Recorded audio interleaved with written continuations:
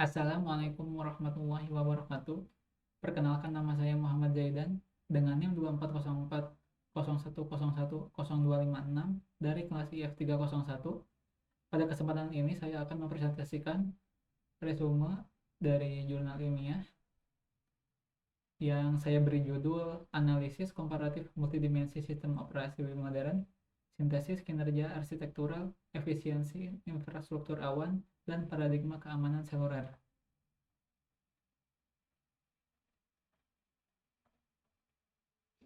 Baik, di era infrastruktur digital yang berkembang saat ini, para arsitek teknologi seringkali kesulitan mengambil keputusan strategis yang objektif. Masalah utamanya adalah fragmentasi data. Informasi mengenai kinerja sistem operasi seringkali terpisah-pisah. Ada yang hanya membahas benchmark CPU, ada yang hanya membahas malware seluler, namun jarang ada yang memberikan gambaran holistik atau menyeluruh. Nah, penelitian ini hadir untuk menjembatani kesenjangan tersebut dengan melakukan analisis komparatif yang terintegrasi pada tiga domain utama: desktop, cloud computing, dan mobile. Baik, untuk tinjauan literatur, saya mengambil dari beberapa sumber jurnal.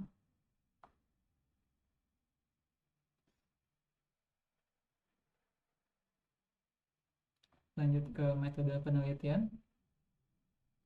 Untuk metodologinya, penelitian ini menggunakan pendekatan tinjauan sistematis dan meta-analisis terhadap data sekunder dari literatur tahun 2022 hingga 2025. Validitas data dijaga dengan menggunakan standar benchmark industri seperti Geekbench untuk simulasi lintas platform dan Pronic Test Suite untuk evaluasi lingkungan Linux dan cloud. Untuk dua jurnal yang saya analisis ada di referensi sini, yaitu jurnal dengan nama Performance Comparison of Cloud Virtual Machines dari Journal of Systems and Information Technology yang dibuat oleh Martin Zboril dan Asta Spata. Dan juga jurnal yang kedua adalah Benchmarking Windows versus Linux Across Platform Performance Analysis Using Geekbench dari International Journal of Research Publication and Reviews yang dibuat oleh Asmita Kurhade dan Takawale Nita. Baik, untuk hasil analisis, masuk ke pembahasan hasil. Pertama kita lihat domain desktop. Penelitian menemukan adanya trade-off yang jelas. Linux menunjukkan superioritas dalam efisiensi sumber daya dan kinerja multicore. Hal ini karena arsitektur kernel monolitiknya yang minim overhead. Sebaliknya, Windows 11 memiliki beban sistem yang lebih tinggi karena layanan latar belakangnya seperti telemetri.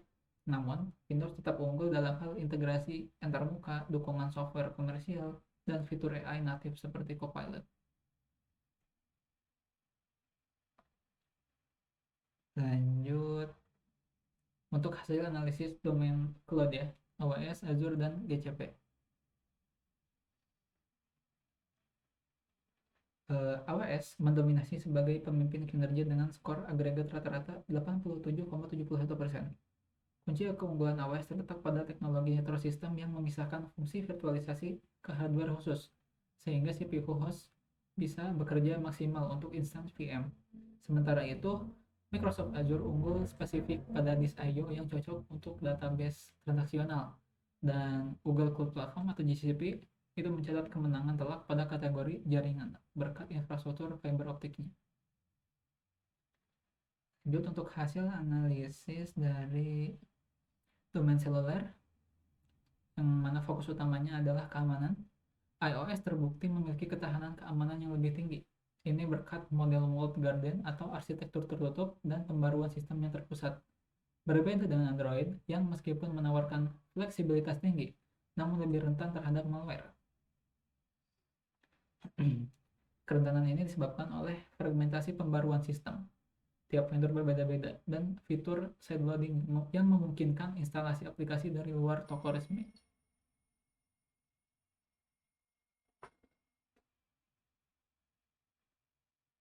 Oke, lanjut ke sebagai penutup, kesimpulan dari studi ini menegaskan bahwa tidak ada satu sistem operasi yang unggul secara mutlak dalam segala hal. Pemilihan platform harus didasarkan pada matriks trade-off. Pilih Linux atau AWS jika prioritasnya adalah kinerja mentah atau efisiensi server. Pilih Windows untuk kompatibilitas dan produktivitas pengguna akhir, end user. Dan pilih iOS kalau keamanan data adalah prioritas utama di atas kustomisasi. Baik, demikian presentasi resume jurnal ini. Terima kasih atas perhatiannya. Assalamualaikum warahmatullahi wabarakatuh.